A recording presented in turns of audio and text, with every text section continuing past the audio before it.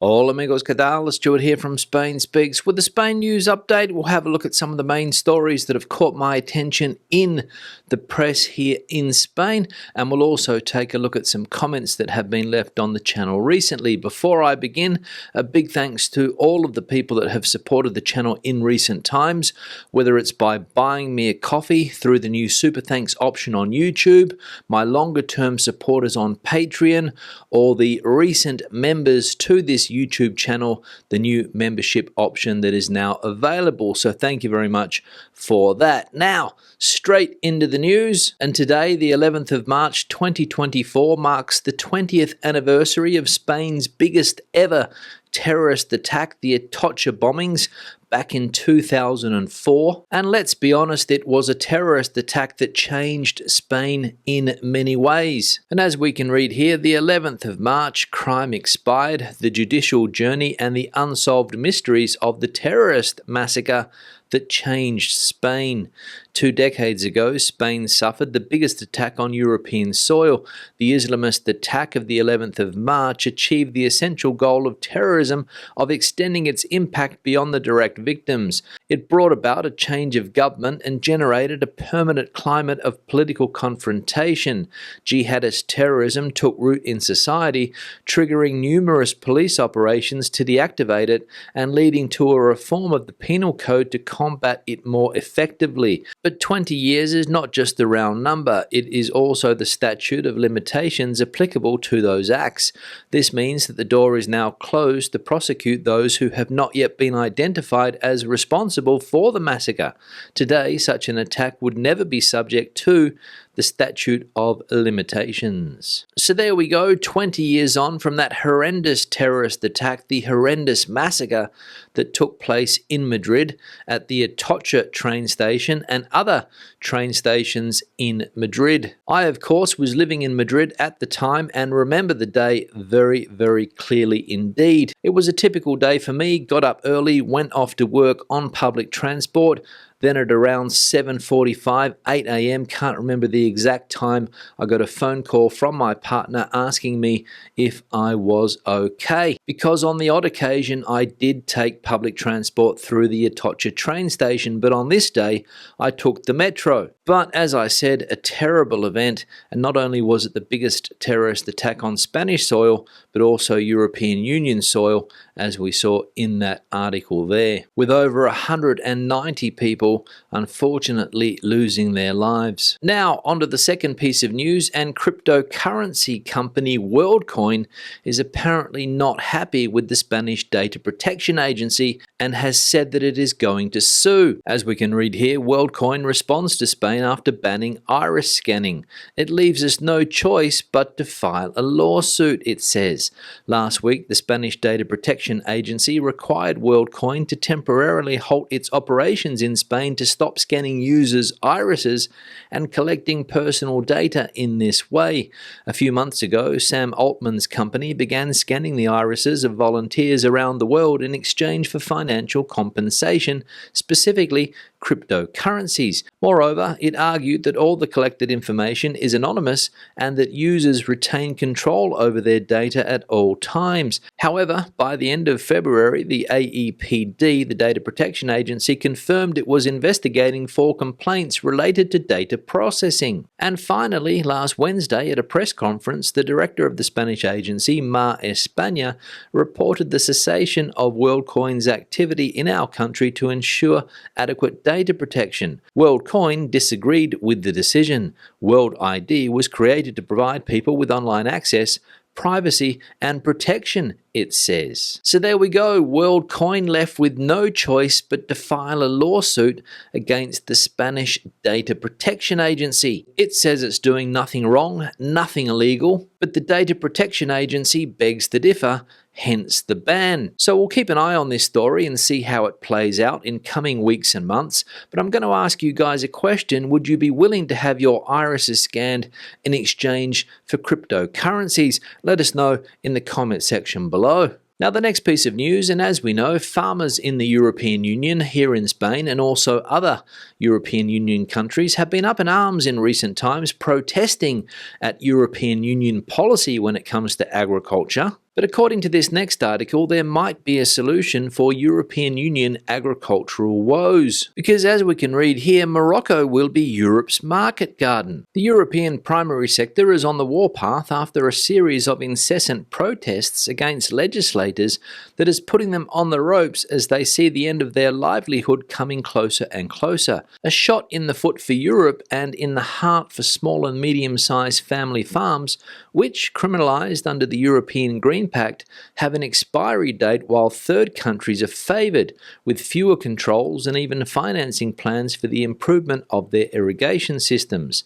This is the case of Morocco, which is becoming one of the main producers in the primary sector as its strategy seeks to boost the growth of its economy by increasing foreign investment, improving its geopolitical positioning on the African continent, becoming a world reference exporting country through the signing of numerous bilateral free trade agreements. So, fairly clear from the headline of that article there, Morocco will become the market garden of Europe. Before, we used to say that Spain is the market garden of Europe, but now that mantle being passed on to Morocco, according to that article, and it seems to make sense. So let me know what you think. Moroccan produce set to dominate the European Union. Good idea or bad idea? Let me know in the comment section below. Now, keeping on the subject of Morocco, and the government here in Spain seems to think it has found a solution to the shortage of truck drivers. Yes, that's right, they're going to come from Morocco. Because as we can read here, the Spanish government has reached an agreement to bring in truck drivers from Morocco. The shortage of truck drivers is leading the government to look for them outside the European Union. One of the options is to bring them from Morocco because of its proximity. 1 in 10 hauliers come from there. This is a figure that will increase as the DGT, the Spanish Traffic Directorate, has considered that the requirements in Morocco are similar to those in Spain and the validation of licenses will be automatic. Therefore, facilitating the arrival of lorry and bus drivers from Morocco is one of the agreements reached by both countries during the visit a couple of weeks ago of the President of the government, Pedro Sanchez, to the North African country. So there we go, shortage of truck drivers in Spain, no problems. Morocco has the solution. And no problem for the Moroccan bus drivers and truck drivers to get their licenses exchanged here in Spain because, as we saw there, it will be an automatic process. So the Spain-Morocco relationship, it appears currently on very, very good terms. Now let's have a look at some of the comments left on videos recently. One here from Simon regards the 90-day rule. We have recently moved to Spain. The visa renewal on year 2, 4 and 5 means you cannot leave Spain, not Schengen, that is, you cannot skip the border, just Spain, for more than 10 months in 5 years. Yes, Simon, thanks for the comment and thanks for pointing out those visa requirements there, the requirements to get your 2, 4 and 5 year visas here in Spain. You cannot leave the country, according to Simon there, for more than 10 months in 5 years. To be honest, I can't remember the requirements for my visa here in Spain. I remember a few years ago I did have to show my passport when I went to get a new residence permit. Obviously, they wanted to see that I had been living in Spain during that period of time, that I hadn't been outside of Spain for more than a certain amount of months, and I imagine it is in line with what Simon says there. I have permanent residency in this country, have to renew every 5 years, but I don't think I have to show my passport anymore,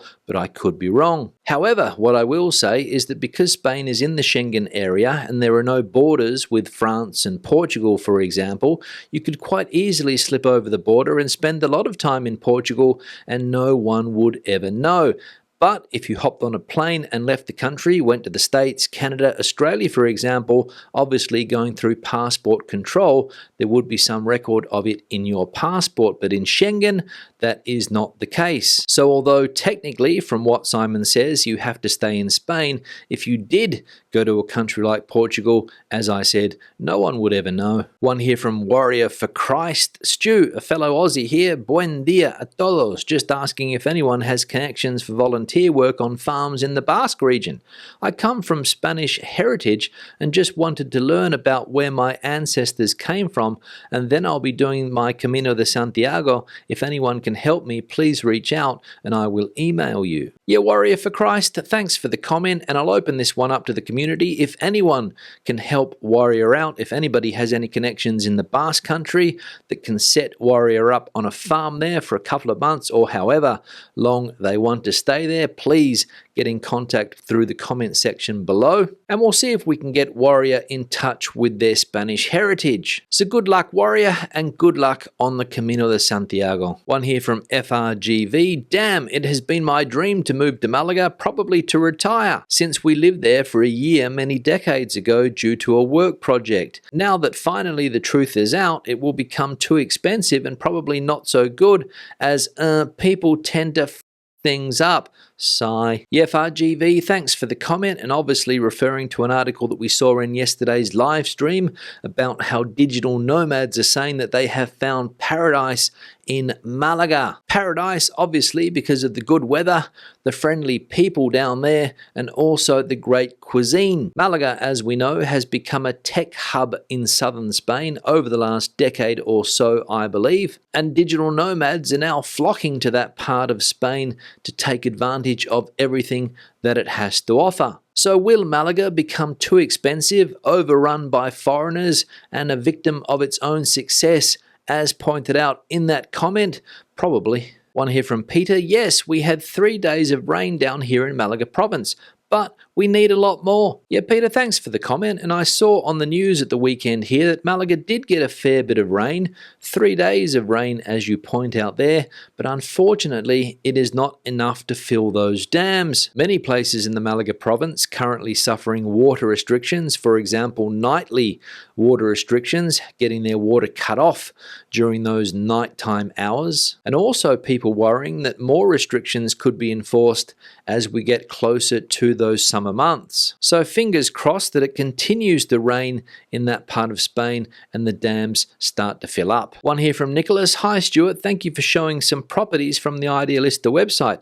I'd be a bit nervous with the 2 off-grid properties, nothing wrong with the houses, but the threat of wildfires. I'm looking at Peníscola to eventually purchase a home. Yeah, Nicholas, thanks for a comment, and referring to a video that I put out last Saturday in which I showed a couple of properties here in Spain in the Cáceres province that you could quite easily go off-grid here in Spain in those properties. One of them had nice solar panels on the roof, so ready to go solar there. But one of the characteristics of these properties was that they seemed to be in the middle of nowhere, surrounded by nature, and that's what Nicholas is worried about there, wildfires. And yes, it is a risk if you move into this type of property. But for some people, of course, to be able to get away from it all, to get away from people, and to go off-grid, the risk of wildfires is worth it. One here from Jose Antonio. The company that wants the Extremadura lithium is Australian.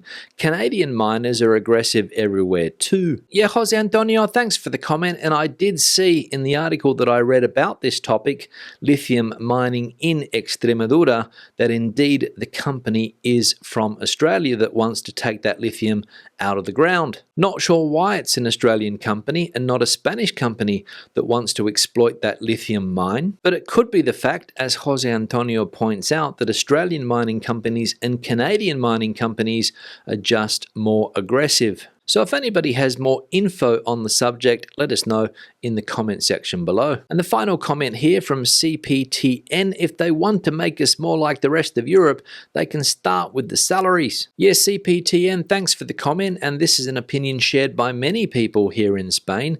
If politicians want to start making Spain more like Europe, they can start by making salaries in this country more like European ones. We seem to pay European prices for everything else, but salaries are not at the same level as other European countries, for example, France and Germany. And that, as I said before, peeves a lot of people off. On that note, I'll wrap the video up. Questions and comments, please leave them in the section below. If you have anything to add to the conversation today, the comment section is the place for you. Give the video a thumbs up if you liked it, thumbs down if you didn't. I'll see you in the next one. Hasta luego.